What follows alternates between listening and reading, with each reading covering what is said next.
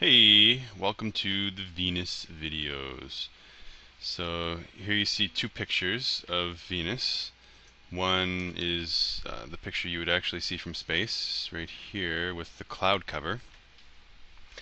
And you can see it's not like Earth. You can't really see through the clouds. It's a really thick, dense atmosphere, as we'll discuss. And here you see radar images of the surface. Lots of interesting features here. You got some craters, you got really large lava flows, like huge um, craters, dark spots, lava plains. You get the whole gamut here. So Venus is a very interesting and beautiful planet, but a very deadly planet.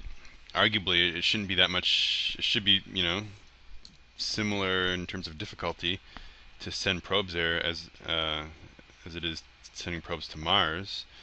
It shouldn't be much more difficult, if not easier. But really the probes that we send, except for the Russians back in the 70s, are just either flybys or orbitals. Landing something on Venus is a challenge because it's so hot and the pressures are so high that you'd have to build a super machine of doom, like an Iron Man suit of science, in order to survive the crazy temperatures and pressures. As we'll discuss, the Russian probes that were sent down there didn't last very long, maybe about an hour or so before before the instruments got destroyed from the harsh conditions. So anyway, this is Venus, often called our sister planet, and sister planet for reasons we'll talk about soon. You can see that in size, our two planets are pretty similar, but we'll get there. So, what's the deal with Venus's orbital properties? Well, it's the second planet from the Sun. We're the third planet. You got Mercury first, then Venus, then us. So we're all pretty close to the Sun. But just like Mercury was never more than 28 degrees from the Sun, when you look at it up in the sky, the night sky or any sky, Venus, because it's farther from the Sun, it gets a little farther away. But it can never be more than 47 degrees, which you can see here. So here's Earth's orbit, and then the inner blue one is Venus's orbit. And so, from any point of view from the Earth, we'll see Venus either behind the Sun, so we can't see it. You'll see it like just a couple degrees away from the Sun. You'll see it, get farther from the Sun, and then the greatest distance it will ever get from our point of view is right here, which is 40. If you measure this angle, it's 47 degrees here. And of course, because it's not here, then when we see it, it's not half full. It's like a crescent Venus. Um, yeah, so it is the third brightest object in the sky behind the sun, obviously, and the moon, even slightly less obviously. But other than that, that's the brightest object in the sky. It is bright enough that if you are lucky enough to be out away from a city in a really dark area, you can actually see a shadow from Venus. So this picture was taken when I guess no moon was up, so you don't got moonlight. Um, you might have a bit of light from the combination of all the other stars in the sky, but really this mostly is Venus's shadow. So you can actually see the um, telescope shadow on this wall. I guess this was here. Let me see what it says. Uh, Here, you can pause the video here and read that if you're interested. I'll just get rid of it now, so I don't waste time.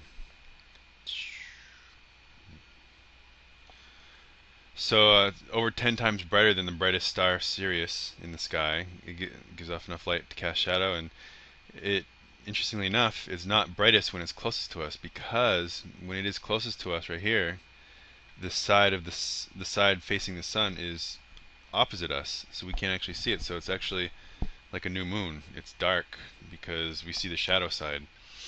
Of course, we'd still see some of it, obviously, but definitely it's not the brightest. So the brightest is actually at 39 degrees. maximum brightness crescent.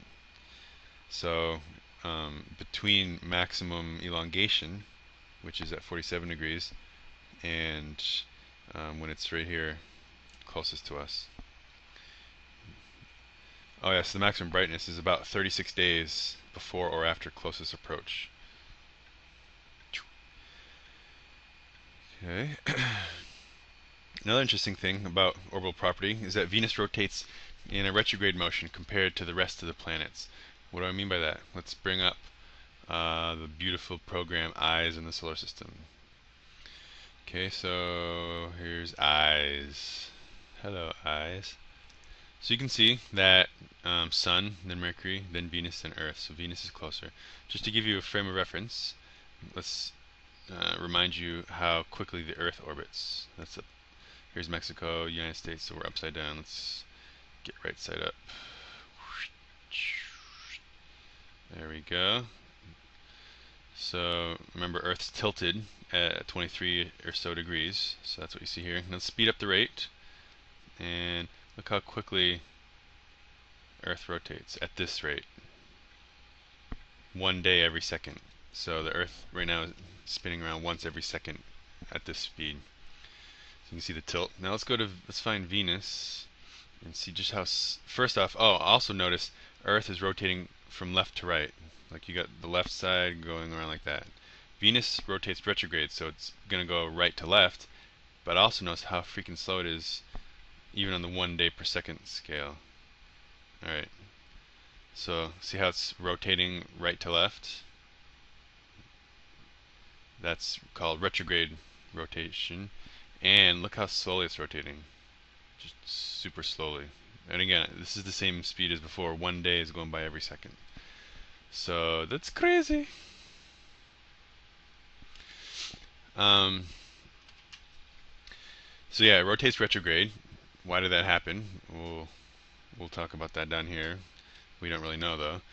Venus also rotates very slowly, so its day length from noon to noon, meaning when the sun is up at the highest point, 1 day to the next, the length of a day is 117 Earth days. That's how slow it rotates. So in that picture, in Eyes in the solar system, we would have to have waited 117 seconds to see it go around once. Venus's year, the time it takes to go around the sun once, is 225 Earth days. Whoops, less than Earth's 365, obviously, because it's closer to the sun. But look, the day is over half as long as the year, which means on Venus you can have a birthday. There's only 2 days per year, so you can either have a birthday on, I don't know, day 1 or day 2. What would you call it, like Venus Day and stupid Day? I don't know. But there's only 2 days on Venus, so you'd have a birthday party every other day, which would be kind of cool. The thing is, you have to wait 117 Earth days for the next day, so you'd still wait a while. Why is Venus rotating backwards and so slowly? The best current theory is that it must have been an impact, like a huge impact. That's also a theory as to how our moon formed. One of the leading theories we'll discuss when we talk about Earth is that a big, almost maybe like a Mars-sized object would have hit the Earth, and all the debris from that collision could have formed the moon. It's just a theory, but so maybe that happened to Venus. Although why doesn't Venus have a moon? Wouldn't there have been debris? Maybe, but maybe the impact, the initial conditions of the impact would have been different. So that material might have either just escaped Venus's orbit or maybe crashed back down onto Venus. Hard to say. Can't go back in time a billion years to see, but something must have done that because every other planet rotates in the same way, and that's not true. We'll talk about the outer planets, and you'll see a nice surprise in one of the outer planets. But still, just based on like initial conditions, everything is going around in one direction for the most part around the sun. So chances are that to start off with, everything would have been rotating and revolving in the same direction. if it had formed as the solar system was forming, that is, not if it was captured later. Physical properties. So look how close Venus is to Earth. This is Venus without the atmosphere, with the atmosphere removed, although um, the atmosphere is still such a thin layer that it wouldn't make that much of a difference. But it's still pretty close. This is another good example. You can see these lines show the size of the Earth, and so you get this little gap. So Venus is a tad bit smaller. Of course, you got the Moon here. Our Moon is much smaller than both. The mass is 4.9 times 10 to the 24 kilograms, which is about 80% the Earth's mass. So it's a bit smaller in terms of mass. Radius, though, it's much closer. It's about 95% of our radius, 6,052 kilometers on average. The density is a bit less, about 94% of the Earth's density, and that's because of the smaller radius, but also, much smaller mass. No, sorry, a bit smaller mass. It's, if it would have been, if the pattern would have held here, you might have thought that, oh, maybe it's 95% times the Earth's mass, but that's not quite the case. Plus density is per cubic meter, and so we get some of that going on. But anyway, that's math. We don't really talk about that in this class. All in all, Venus is known as our sister planet, really just because of these similarities, not because of anything else. Because if you just look at Venus, it's vastly different from the Earth. Although arguably, they probably started out looking much more similar back in the day.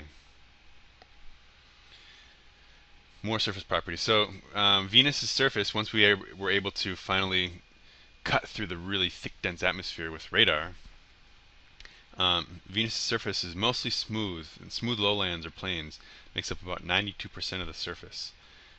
Arguably, similar conditions might have happened on Venus early on in its formation, so arguably you might assume that it had a similar amount of water to begin with.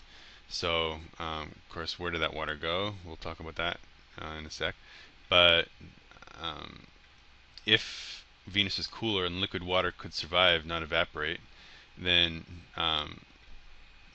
this is where the water would go. So 92% of the planet might be ocean, versus on the Earth, you get a much smaller percentage. So here's a picture of Venus, and the blue is not water; it's just elevation. It's lowlands. So you can see much more watery area and much less continental area, whereas on Earth you got much more of the Earth is covered in continent type material.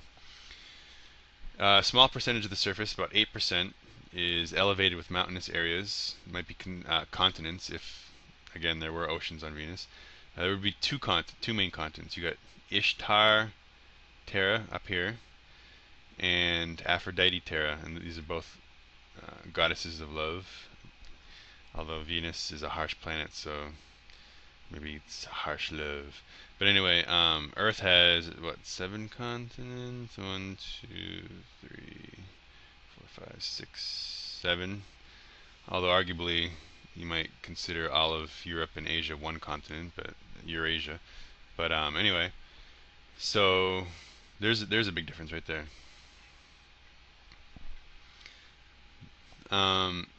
Venus doesn't appear to have the plate tectonic activity that we have here on Earth. So that's pretty much where our continents come from, in a very simplified way of looking at it. Where did the two continental regions on Venus come from, if not tectonic activity? Well, don't really know for sure, but some thoughts are that maybe just lots of volcanic activity building up over the millennia, or maybe some deformation of the surface due to meteorite impacts. Venus could be an interesting planet if NASA JPL ever get interested in it. They're really focused on Mars because Mars is arguably very visitable by even humans in the next few decades. So that's exciting. So we want to find out as much as possible about Mars. And it's just easier to land things on Mars. It's not such a crazy surface. But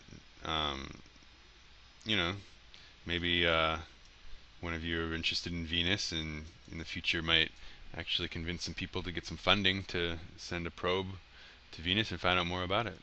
But that we'll talk about that in the next video because we're at 15 minutes already. See you in a second.